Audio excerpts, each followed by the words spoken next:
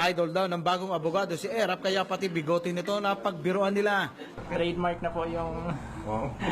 Opo, kaya talagang... Bagya naging seryoso ang meeting ng dalawa nang matanong ni Erap ang tungkol sa ama ng bagong abogado. Hindi pa raw ito nakita ni Komendador mula pa nung bata siya pero gusto pa rin niyang makilala ito. Nasaan ba yung tatay mo? Eh, ang sabi-sabi po ng ibang bahay po.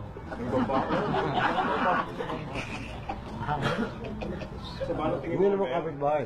Hindi naman po. Medyo malayo naman. Akala ko sinisok mo ko.